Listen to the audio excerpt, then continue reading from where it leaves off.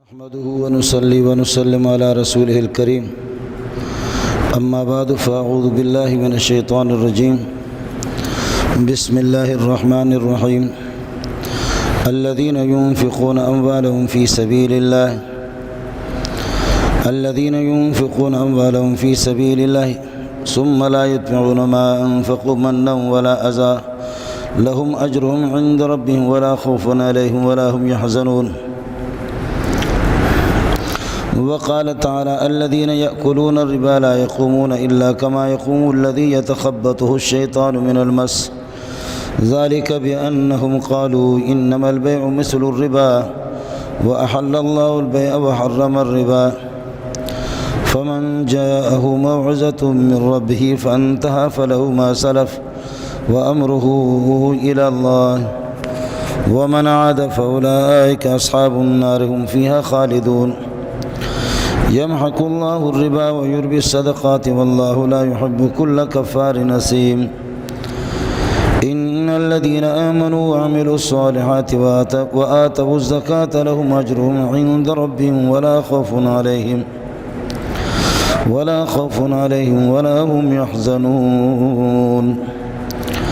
يا أيها الذين آمنوا اتقوا الله وذروا ما بقي من الربا إن كنتم مؤمنين فإن لم تفعلوا فأذنوا بحرب من الله ورسوله وإن تبتم فلكم رؤوس أموالكم لا تظلمون ولا تظلمون.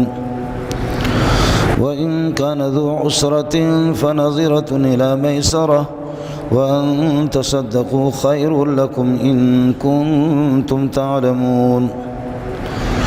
واتقوا يوما ترجعون فيه إلى الله ثم توفى كل نفس ما كسبت وهم لا يظلمون. اللهم صل على محمد وعلى آل محمد كما صليت على إبراهيم وعلى آل إبراهيم إنك حميد مجيد.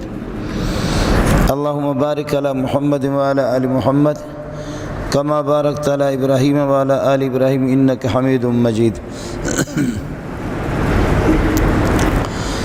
انسان کو اللہ پاک نے بنایا ہے، وہ اس کا خالق اور مالک ہے. دنیا میں زندگی گزارنے کا طریقہ بھی اس کو بتایا ہے. اس کی نشست و برخاست اور حلال و حرام، مکروہ تحریمی تنزیہی، جائز و ناجائز کی ساری تفصیلات اللہ پاک نے بتائی ہے. جن چیزوں کو اللہ نے جائز قرار دیا ہے وہ طبی لحاظ سے بھی اور ڈاکٹری لحاظ سے بھی وہ انسانی بدن کے لیے مفید ہے. جن چیزوں کے کھانے کی اجازت دی ہے، حلال جانور، بکرا بکری، دمبا دمبی، گائے بیل، اونٹ اونٹنی، دیگر پرندے، جن کو اللہ نے حلال قرار دیا ہے وہ ایسے ہی ان کو حلال قرار نہیں دیا. اپنی دانست اور اپنے علم کی روشنی میں طبی لحاظ سے وہ انسان کے لیے مفید ہے. اور جن سے اللہ نے منع کیا، جن کو اللہ نے حرام قرار دیا ہے، وہ ایک شرعی اور ظاہری اور سطحی فیصلہ نہیں ہے، بلکہ طبی لحاظ سے بھی انسان کے لیے نقصان دہ ہے اور انسانی زندگی کے لیے. شراب ہے جس کو حرام قرار دیا ہے. بظاہر پینے میں انسان کو مزہ بھی آتا ہے. بہت سے لوگ کمزور ہوتے ہیں، چند دنوں میں ان کا رنگ بھی بدل جاتا ہے، کچھ موٹاپا بھی آ جاتا ہے، ظاہری ایک صحت اور تندرستی ان کو حاصل بھی ہو جاتی ہے. لیکن چاہے کافر بھی ہو یا مسلمان بھی ہو، عربی زبان میں اس کو کہتے ہیں خمر. خمر کا معنی عقل کو ڈھانپنا. ما خامر العقل، عقل اس میں مغلوب ہو جاتی ہے، عقل ڈھب جاتی ہے. شرابی کو یہ پتہ بھی نہیں ہوتا، کسی ایسے اسٹیج پر پہنچ کر کے کسی ایسی حالت میں بسا اوقات پہنچ جاتا ہے کہ یہ میری ماں ہے یا میری بہن ہے یا میری بیوی ہے یا خالہ ہے، پھوپھی ہے. نہیں، آنکھیں اس کی کھلی رہتی ہے، اس کا علم نہیں ہوتا. بوتل چڑھانے کے بعد پھر اس کو عقل اس طرح چلی جاتی ہے کہ اس کو اس کا پتہ نہیں چلتا کہ میرا خالق کون ہے، میرا مالک کون ہے۔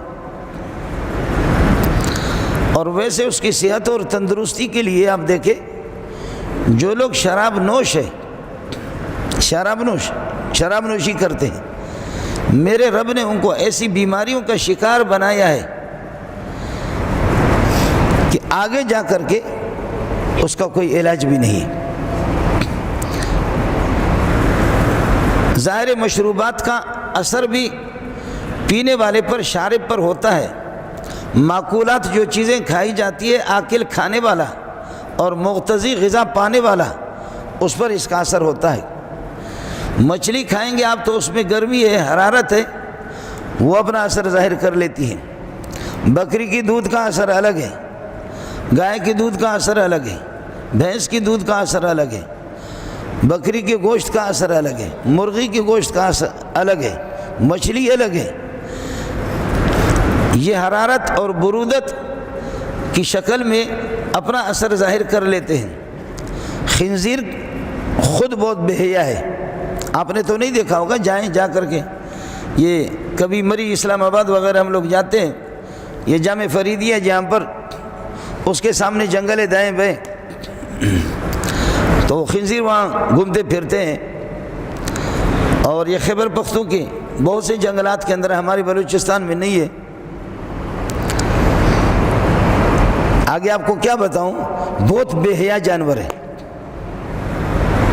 بے حیائی اس میں بہت ہے، انتہائی بے حیائی۔ بعض جانوروں میں کچھ نہ کچھ حیا ہے، یہ انتہائی بے حیا ہے۔ خنزیر، کتے، خنزیر بہت زیادہ۔ تو آپ یہ دیکھیں کہ بے حیائی کے جتنے بھی طریقے کائنات کے اندر پھیلے، وہ خنزیر خوروں سے، جو خنزیر کھاتے ہیں، جو خنزیر کا گوشت کھاتے ہیں، ان جیسے بے حیا بھی کوئی کائنات کے اندر نہیں ہے۔ شریعت نے سطحی طور پر یہ حکم نہیں لگایا ہے کہ اس کو حرام قرار دیا ہو۔ طبی لحاظ سے بھی یہی وجہ ہے کہ بعض چیزیں قرآن و سنت کے اندر ان کا ذکر نہیں ہوتا۔ نبی کے زمانے میں مکے میں وہ چیزیں پائی نہیں گئی۔ بعض اس قسم کے جانور بھی ہے، بہت سی چیزیں ان کا ذکر قرآن و سنت میں صراحتاً نہیں ہے، اور بہت سی کھانے کی چیزیں، بہت سی چیزیں اس کا ذکر نہیں ہے، وہ مکہ مدینہ میں بھی نہیں ہے، صحابہ نے بھی ان کو نہیں دیکھا۔ تو ان کے بارے میں علماء کا اصول یہی ہوتا ہے کہ جو چیزیں صحت انسانی کے لیے مضر ہوں، ڈاکٹری لحاظ سے، طبی لحاظ سے، شریعت بھی اسی طرح ان پر حکم لگائے گی۔ صحت انسانی کے لیے جب مضر ہے تو شریعت بھی کہے گی کہ ناجائز ہے، اس کو استعمال نہ کرے۔ انسان کی صحت اور تندرستی میں جس طرح کھانے پینے کی چیزوں کا اثر ہوتا ہے، حلال چیز کا اثر الگ ہے اور حرام کا اثر ہے، اسی طرح حلال اور حرام کا اثر انسان کی عبادات کے اندر بھی ظاہر ہوتا ہے۔ میرے نبی نے فرمایا ایک حدیث میں کہ ایک آدمی سفر کرتا ہے، سفر کرتے کرتے تھکا ہوا ہے، اور سفر میں ایک آدمی جب بے بس بے کس سا تھکا ہوا بھی ہے، ہاتھ اٹھا کر کے دعا کرتا ہے، اے اللہ مجھے فلانی چیز دے دے، فلانی چیز دے دے، فلانی چیز، گریہ وزاری بھی کرتا ہے لیکن وہ چیز ملتی نہیں ہے، دعا اس کی قبول ہوتی بھی نہیں ہے۔ اب وہ ڈھنڈورا پیٹتا ہے کہ بھئی میں اتنا روتا رہا، میری حالت تو دیکھو، لیکن یہ اللہ میرا سنتا ہی نہیں ہے، میری دعا کو قبول نہیں کرتا۔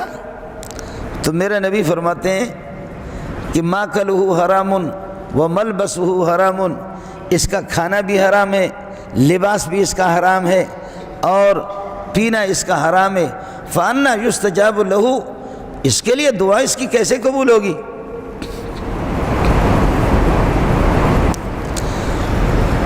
کھانا پینا سارے کے سارے حرام ہے۔ ایک آدمی بغیر وضو کے نماز پڑھتا ہے اور ہاتھ اٹھا کر کے دعا کرتا ہے اللہ بخش دے، خوب روئے، لیکن ظالم کا بچہ تو خدا کے ساتھ مذاق بھی کر رہا ہے جب تیرا وضو بھی نہیں ہے، یا جنابت کی حالت میں، احتلام کی حالت میں پھر دعائیں کر رہا ہے۔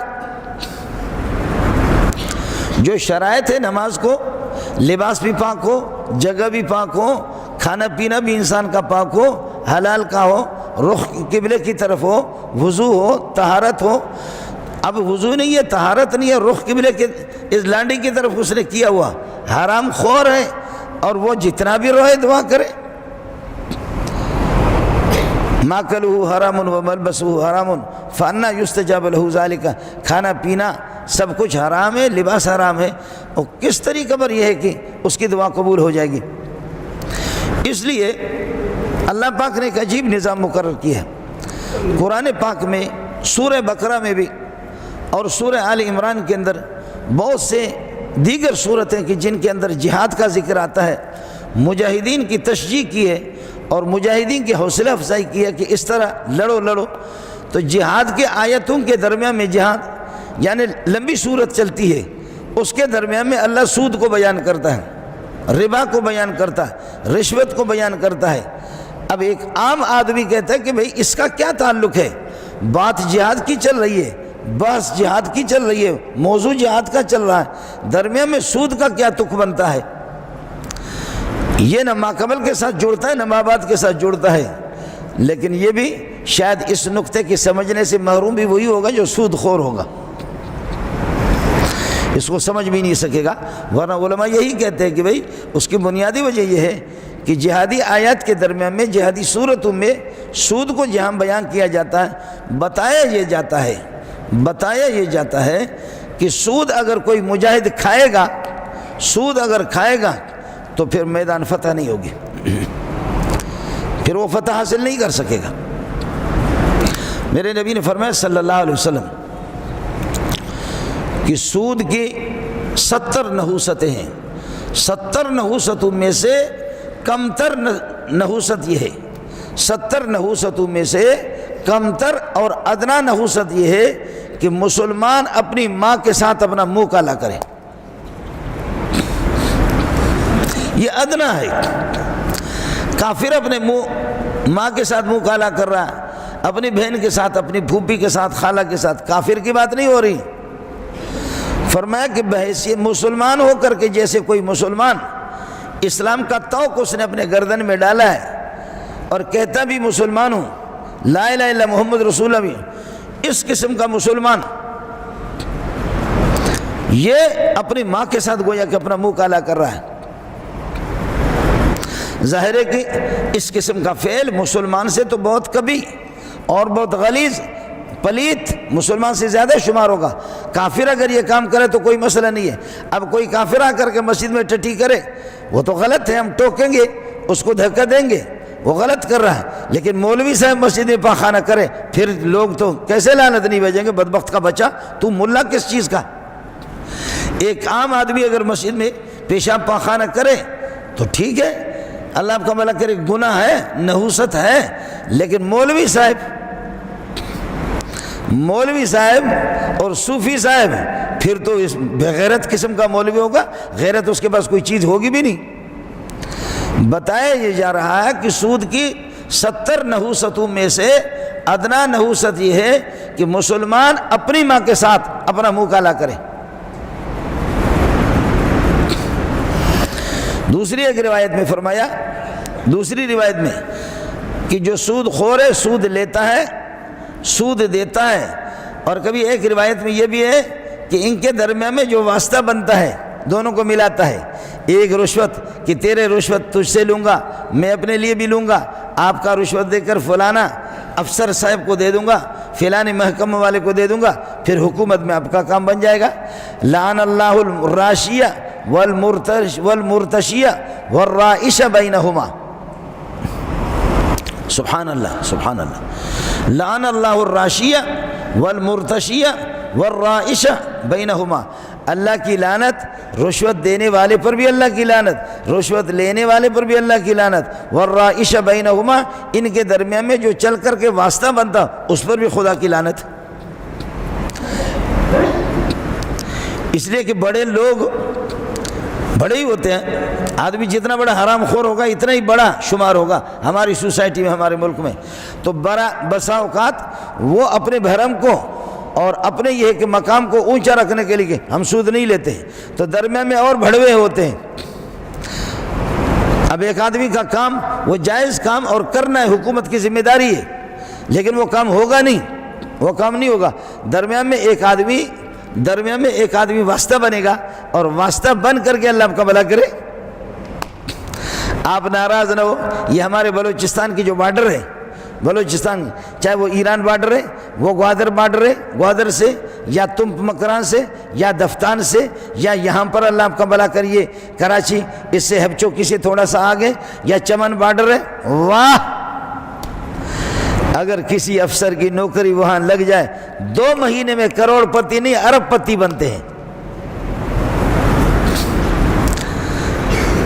2 مہینے میں کروڑ پتی نہیں ارب پتی۔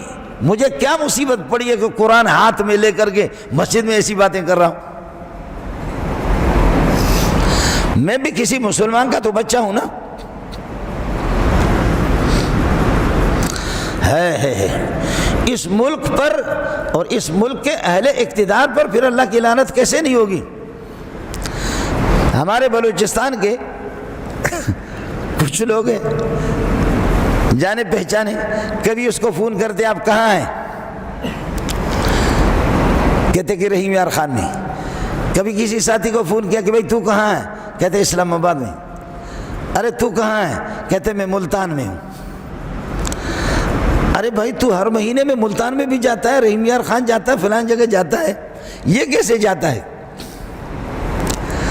تو وہ یہ کہتا ہے کہ جب ہم ایک ملک سے دوسرے ملک میں مال سپلائی کرتے ہیں تو پھر اللہ آپ کا بھلا کرے، مال جب ہمارا پکڑا جاتا ہے، کروڑوں کا مال ہوتا ہے، جب وہ پکڑا جاتا ہے تو وہ بڑا، سمجھ گئے نا آپ لوگ، وہ بڑا جب اس نے روکا ہے، اس بڑے کے اوپر کوئی دوسرا بڑا ہے، اس کے اوپر تیسرا بڑا ہے، اس کے اوپر چوتھا بڑا ہے، جو آخری جو ہے وہ مثلا ملتان کا رہنے والا ہے، یا اللہ آپ کا بھلا کری ہے کہ اس کا رحیم یار خان کا رہنے والا ہے، یا پنڈی کا رہنے والا ہے، یا کہیں کا، تو ہم نے ٹھکانے معلوم کیا کہ اصل حرام خوری کی آخری اسٹیج کون سا ہے، وہاں پہنچ کر کے اس کو 50 لاکھ کروڑ دیتے ہیں، 10 کروڑ کا مال ہمارا چھوٹ جاتا ہے۔ اللہ کے گھر میں بیٹھ کر کے جب میں آپ سے ایسی باتیں کر رہا ہوں اور قرآن بھی میرے ہاتھ میں ہے، اس ملک پر اللہ کا جھاڑو کس طرح نہیں پھرے گا؟ اس کی تباہی تو چھوڑے ہی نہیں ہے انہوں نے، نیچے سے لے کر اوپر تک رشوت خور۔ اور غریب اگر کسی کی نوکری لگ جاتی ہے کسی کنگلے کی، تو وہ میں نے عرض کیا کہ میں نے خود بعض جگہوں میں، یہ بڑوں کے نام تو نہیں لیتا، ان کی کوٹھیاں دیکھی ہے کہ اس کوٹھی اتنی بڑی کوٹھیاں، اتنے بڑے باغات کہ اس کوٹھی کے اوپر 4 دیواری بنائی ہے، اس پر وہ والی بال کھیلتے ہیں اور فٹ بال کھیلتے، وہ اور اس کی بیوی اور بچے، ایسی بڑی کوٹھیاں بنائی ہے۔ تنخواہ اس کی اللہ کا بھلا کرے 50,000 ہے، 60,000 ہے، وہ تنخواہ پہ 30,000 ہے، 20,000 ہے، اس پر کیا گزارا ہوتا ہے؟ اس پر یہ کوٹھیاں کہاں بنتی ہیں؟ تو ڈیوٹی جو بلوچستان میں ہے، گوادر میں ہے، یا چمن بارڈر پہ، یا یہاں کسی بارڈر پہ، پھر دیکھ وہی مزہ دیکھ۔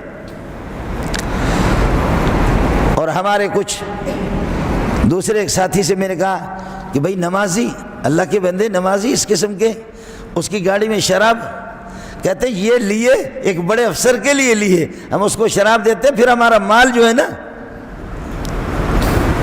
یہ نمازی آدمی یہ ثواب کا کام کر رہا ہے۔ لعن اللہ الراشیہ والمرتشیہ والرائش بینہما، رشوت دینے والے پر، رشوت لینے والے پر، ان کے درمیان میں جو واسطہ بن رہا ہے، ان پر اللہ کی لعنت، اور جس پر میرے رب کی لعنت ہو وہ کامیاب، اس کی کامیابی کی کون سی صورت ہے؟ وہ کون سا ماں کا لال ہے؟ کائنات میں کون سی طاقت ہے جو اس کو پھر یہ کہ عزت دلا دے، اس کو چین اور سکون؟ لعنت کا معنی کسی کو دھتکارنا، لعنت کا معنی کسی کو دھکا دینا۔ خدا جس کو دھکا دے دے تو پٹھان کا دھکا نہیں ہوگا، وہ بلوچ کا دھکا نہیں ہوگا، اللہ نے ایسا دھکا دیا یہ درمیان میں ٹھہرے گا نہیں، چلتے چلتے رشوت کھاتے میرا رب کا دھکا اس کو سیدھا جہنم میں لے جائے گا۔ اللہ کا دھکا ہے، یہ نہیں ہوگا کہ سامنے پلر میں وہ رک جائے یا جا کر کے دروازے پر رک جائے۔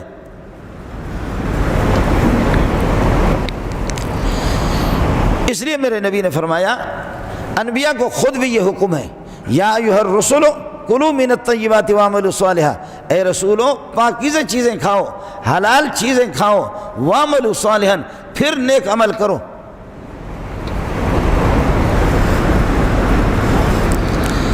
اب حضرت علی کو ایک دینار مل گیا، اعلان کیا ادھر ادھر، اور اللہ آپ کا بھلا کرے کوئی نہیں ملا، تو اس میں سے کچھ گوشت خریدا، کچھ چیزیں کھانے کے۔ حضرت صلی اللہ علیہ وسلم نے، اللہ آپ کا بھلا کرے، ان حضرات نے جیسے کھایا، کوئی مالک وغیرہ کچھ بھی نہیں ملا۔ اب ایک دو دن میں یا اسی دن میں اعلان ہو گیا، ایک بندہ کہتا ہے کہ بھائی میرا دینار گم ہو گیا۔ اللہ کے رسول فرماتے ہیں جا کر کے جس سے آپ نے گوشت لیے وہ کیے، آپ اللہ آپ کو اس کو کہہ دو کہ پیسہ ہم آپ کو دے دیں گے، یہ دینار اس بندے کے واپس کرو۔ صدقے کے کھجور صدقہ نبی کے لیے جائز نہیں ہے، نبی کے اولاد کے لیے بھی جائز نہیں ہے۔ الا لا تحل صدقۃ لمحمد ولا لآل محمد، یعنی صدقہ بھی نبی کے لیے ناجائز، ان کی اولاد کے لیے بھی حرام۔ لا تحل صدقۃ لمحمد ولا لآل محمد انما هي اوساخ الناس، یہ لوگوں کے مال کا گند ہے، گند ہے، میل کچیل ہے، زکوٰۃ گند ہے۔ سید کا ایک مقام ہوتا ہے اونچا، آل رسول ہم اس کو نہیں کھاتے۔ حضرت حسن اور حسین کھجور کا ایک دانہ اٹھاتے تو نبی پاک صلی اللہ علیہ وسلم کے الفاظ ہیں کخ کخ کخ کخ۔ اب ہمارے پٹھان پتہ نہیں کیا کہتے ہیں اور بلوچ لوگ کیا کہتے ہیں، لیکن جیسے ہم بچے کو کہتے ہیں کخ کخ کخ کخ، تو حضرت کے کخ نہیں ہے، ان کے یہاں لفظ استعمال ہو کخ کخ کخ، کہ آپ میرے نواسے ہو کر کے، میرے بیٹے ہو کر کے صدقہ آپ کھائیں گے، یہ تو صدقے کے۔ ہاں یہ ہوا کہ صدقے کے کھجوروں کے ساتھ حضرت حسن حسین وہ کھیلے ہیں، اس میں بھی بعض دفعہ آپ نے منع کیا ہے، کھانے کی قطعاً اجازت نہیں دی۔ حرام جب کھائیں گے تو پھر میں عرض کر رہا ہوں کہ حدیث میں یہ، اب اللہ سے شکایت کر رہے کہ بھئی میں دعا بھی کر رہا ہوں، میری دعا قبول نہیں ہو رہی۔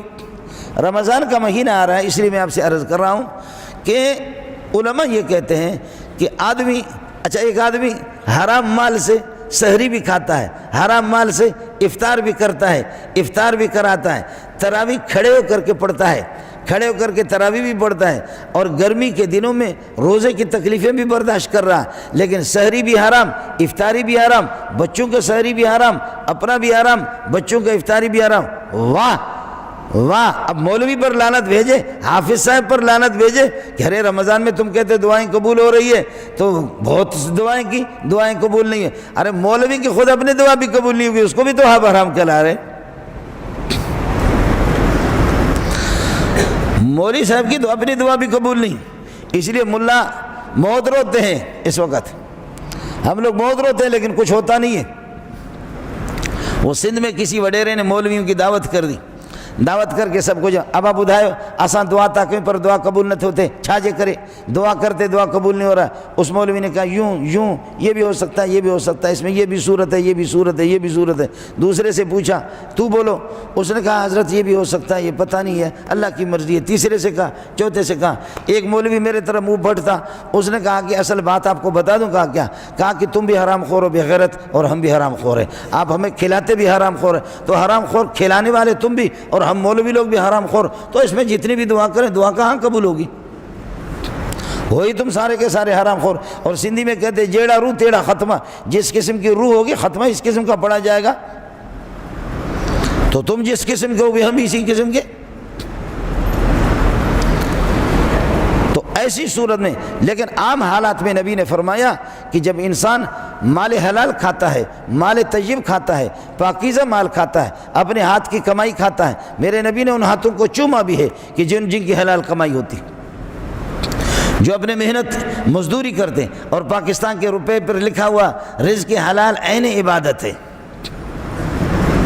دیکھا نا آپ کے 1000 کے نوٹوں پر اور دیگر پیسوں پر لکھا ہوا رزق حلال عین عبادت ہے، یہ لکھنے والا عین خبیث ہے۔ سمجھ رہے ہیں؟ یہ اللہ کے ساتھ مذاق ہے۔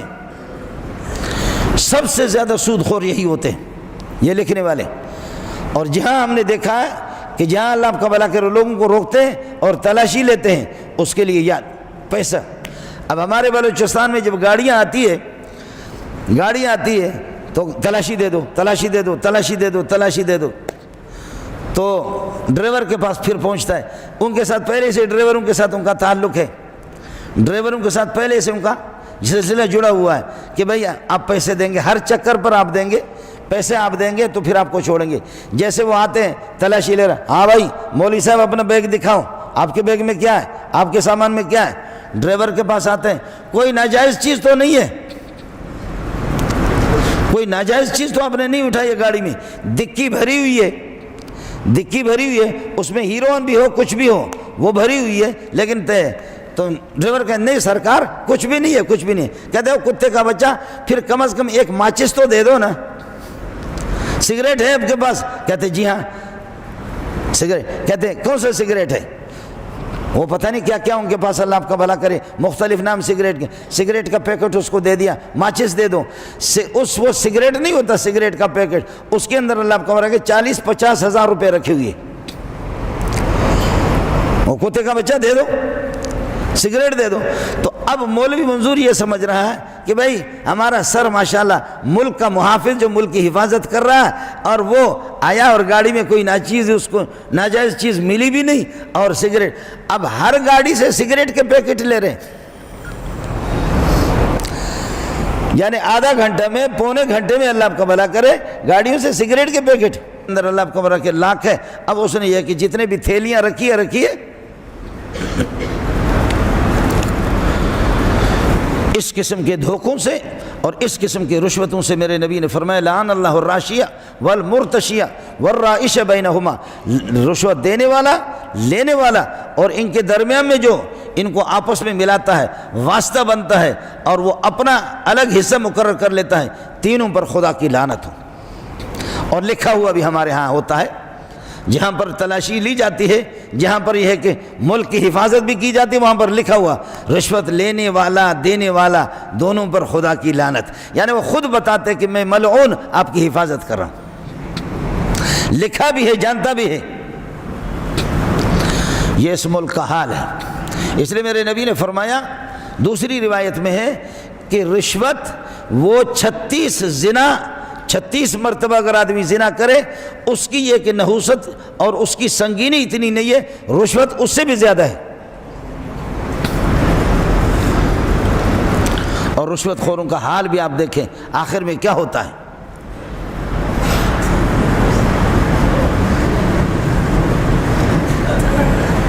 خدا کی قسم آخر میں بھنڈی پر گزارا ہوتا ہے، آخر میں لوکی پر، لوکی اور بھنڈی ڈاکٹر نے اس کے لیے تجویز کی ہے، اور وہ جو اس کے ملازم ہوتے ہیں گن مین دبا دبا کر کے کھاتے ہیں جی، یہ وہ اللہ ہے، اس کے کتے ایسے بہترین غذا کھاتے ہیں، گھوڑے بہترین غذا کھاتے ہیں، کتوں کے لیے ملازم مقرر ہیں۔ یہ وہ اللہ ہے کہ جس رشوت خور نے کتے سے بھی بدتر اس کو کھلا رہا ہے، یہ کتے سے بھی بد کھا رہا ہے، اور وہ اللہ ہے تیرا خوراک اٹھا کر کے کتے کو کھلا رہا ہے۔ یہی ہے الذین یاکلون الربا لا یقومون الا کما یقوم الذی یتخبطہ الشیطان من المس، جو لوگ ربا کھاتے ہیں، رشوت کھاتے ہیں، حرام کھاتے ہیں، لا یقومون من قبورہم، وہ اپنے قبروں سے اٹھیں گے نہیں، کھڑے بھی نہیں ہوں گے، الا کما یقوم الذی یتخبطہ الشیطان من المس، اس شخص کی طرح جس کو شیطان نے اور جنات نے پاگل بنایا ہو۔ آپ نے دیکھا جن والے کو، جس پر جن آتا ہے تو پھر اچھا خاصا، چاہے وہ مرد ہے یا وہ خاتون ہے، جن جس پر آ گیا تو پھر نہ اس مرد کو بھی اپنے لباس کا پتہ ہوتا ہے، نہ شلوار کا پتہ ہوتا ہے، نہ قمیص کا پتہ ہوتا ہے، نہ ابا کا پتہ ہوتا ہے، لے کر کے مولوی صاحب کے اٹھا کر کے لے جاتے، اس کو دم کرو۔ وہ خاتون بھی ہوں، جیسے یہ بدحواس اور پاگل بن جاتے ہیں، لا یقومون من قبورہم، یہ اپنے قبروں سے اٹھیں گے نہیں، الا کما یقوم الذی یتخبطہ الشیطان من المس، اس طرح اٹھیں گے الا کما یقوم الذی یتخبطہ الشیطان من المس، شیطان اور جنات نے اس کو چھوا ہو، جن اس کے ساتھ لپٹ کر کے، جن جس کے ساتھ لپٹ جاتا ہے وہ اسی طرح ہو جاتا ہے۔